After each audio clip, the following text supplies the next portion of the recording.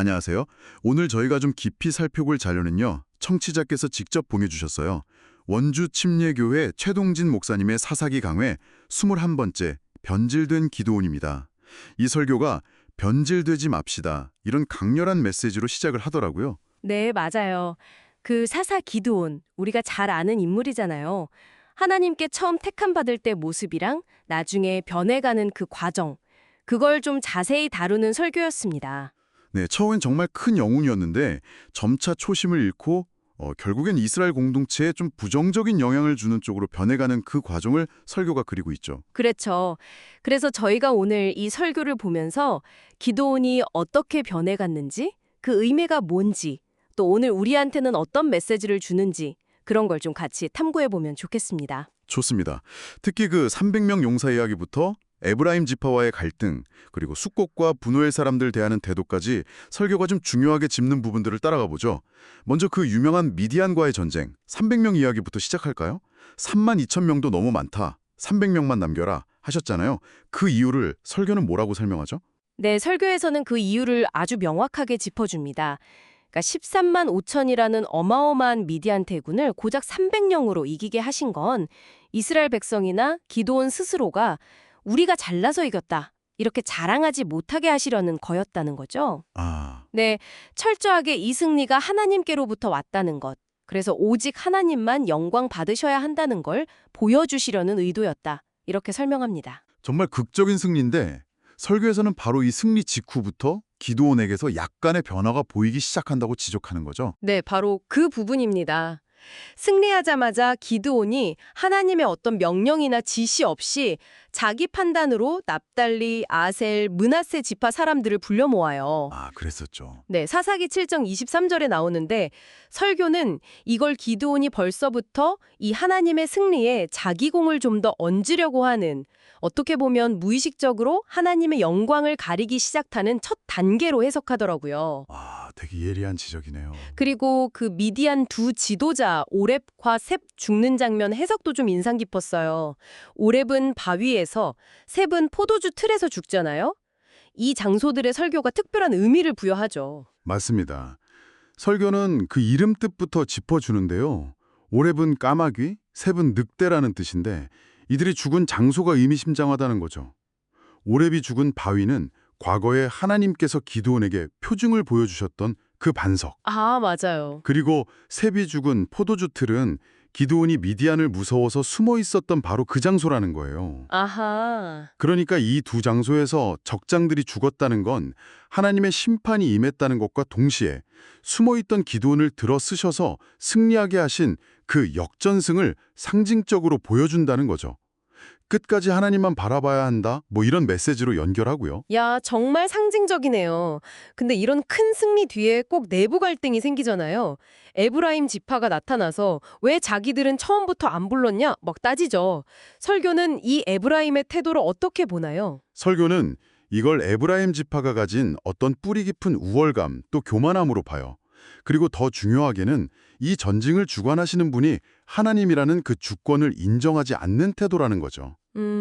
설교에서 손흥민 선수 비유를 드시던데 마치 감독 허락도 없이 자기가 그냥 경기에 뛰겠다고 나서는 것처럼 하나님의 부르심이나 계획보다는 자기들 지파의 위상, 이걸 더 중요하게 생각했다는 거예요. 그 비유가 확 와닿네요. 근데 이때까지만 해도 기드온이 참 지혜롭게 대처하잖아요. 네, 맞아요. 그때는 정말 외교적으로 잘 넘어가죠. 아이고, 당신들이 전쟁 막바지에 잡은 그 오렙과 수렙, 그게 우리가 처음 거둔 포도보다 훨씬 낫습니다. 이렇게 막 칭찬하면서 달래주잖아요. 그래서 에브라임 사람들 화를 풀어주고요. 네, 정말 현명했는데. 근데 그 모습이 오래가지는 못하는군요. 안타깝게도 그렇죠. 이제 미디안의 남은 왕들, 세바와 살문나를 추격하는 과정에서 기드온의 변질이 아주 그냥 확연하게 드러납니다. 어떤 모습에서요? 지친 300명 용사들과 함께 숫곳이라는 지역을 지나는데 사람들이 배고프니까 떡을 좀 달라고 하거든요. 근데 그때 기드온이 자기 부하들을 뭐라고 부르냐면 나를 따르는 백성이라고 해요. 근데 이게 원문을 보면 약간 내 발 아래 있는 내 종자들 이런 뉘앙스가 있다는 거예요. 아, 자기를 높이는? 네, 그리고 내가 지금 추격 중이다 이렇게 말할 때도 주어를 계속 나 이렇게 쓰면서 자기를 굉장히 부각시키기 시작하죠. 숫꽃이랑 분노의 사람들은 근데 미디안이 나중에 보복할까 봐 두려워서 거절하잖아요. 뭐 설교에서도 당시 상황 보면 이해될 수도 있는 반응이라고 하고요. 근데 기도원 반응이 완전 달라지죠. 네, 완전히 달라집니다. 옛날에 그 소심했던 기도는 온데간데 없고 내가 저 왕들 잡아 돌아올 때 너희들 아주 그냥 들가시랑 찔레로 살을 찢어버리겠다. 숫꽃, 그리고 너희 망대를 헐어버리겠다. 분우엘, 이렇게 동족에게 엄청나게 잔인한 협박을 퍼붓습니다. 와, 진짜 무섭게 변했네요. 그렇죠. 설교는 바로 이 지점에서 사람이 힘을 얻고 성공했을 때 얼마나 교만해지고 잔인해질 수 있는지 이걸 보여주면서 섰다고 생각할 때 넘어질까 조심해야 한다. 이 메시지를 강하게 던집니다. 그리고 기드온은 진짜로 그 협박을 실행하죠. 세바와 삶은 날을 잡고 돌아와서 숫꽃 장로 77명을 벌고 분오엘 망대 헐고 사람들을 죽이고. 설교는 이 복수의 진짜 이유를 뭐라고 보나요? 설교는 이게 그냥 뭐 군 기강을 잡기 위한 그런 차원이 아니라고 봐요. 이건 철저하게 나를 무시했어, 나를 희롱했어 하는 그 기드온 개인의 모욕감, 그 사적인 감정에서 나온 복수라는 거죠. 아, 개인적인 복수. 네. 하나님이 주신 그 군대의 힘을 자기 감정 푸는데 써버린 거예요. 근데 여기서 설교가 진짜 핵심적인 통찰을 내놓습니다.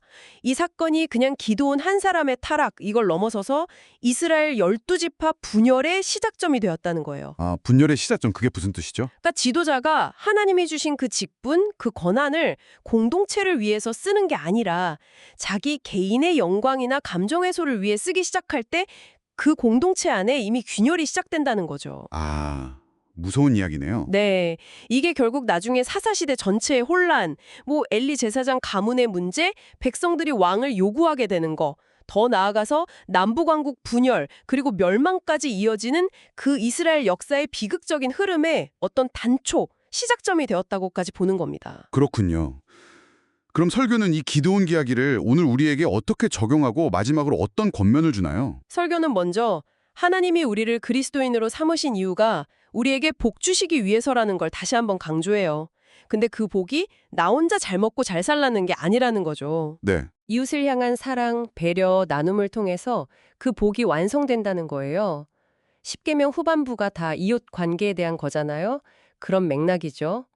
기드온은 사사로서 백성을 구하고 하나님께 영광 돌려야 했는데 그 직분을 자기 복수에 악용했다는 거고요. 네. 그래서 설교의 마지막 메시지는 아주 간결하고 힘이 있습니다. 변질되지 맙시다. 우리가 받은 하나님의 은혜, 또 우리에게 맡겨진 역할이나 직분, 이런 걸 잊어버리거나 함부로 쓰지 말자는 거죠. 오히려 우리가 받은 복을 주변 사람들에게 흘려보내는 그런 축복의 통로가 되자, 이렇게 권면합니다. 아, 변질되지 맙시다. 오늘 최동진 목사님 설교 분석을 통해 기드온 이야기를 쭉 따라가 봤는데요.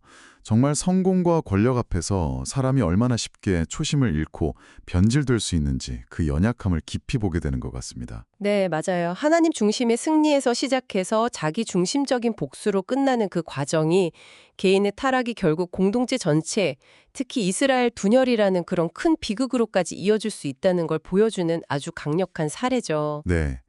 이 설교를 들으면서 뭐랄까 리더의 책임감이라든지 성공했을 때 겸손함을 지키는 법, 또 공동체 안에서 갈등이 생겼을 때 어떻게 지혜롭게 풀어가야 할지 여러 가지를 생각하게 되네요. 여러분도 혹시 스스로나 주변에서 기드온처럼 약간 변질의 초기 신호 같은 걸 느낀 적은 없으신지 한번 돌아보시면 좋겠습니다. 네, 나에게 주어진 역할이나 영향력을 어떻게 사용하는 것이 공동체에 정말 유익할까, 이런 고민을 하게 만드는 설교였습니다. 마지막으로 이런 질문을 한번 던져보고 싶어요. 설교에서 기드온의 그 개인적인 복수가 이스라엘 분열의 시발점이 되었다고 했잖아요.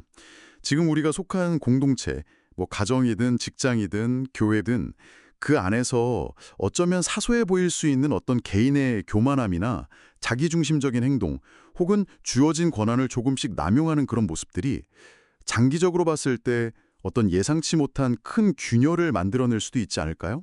한번 깊이 생각해 볼 문제인 것 같습니다.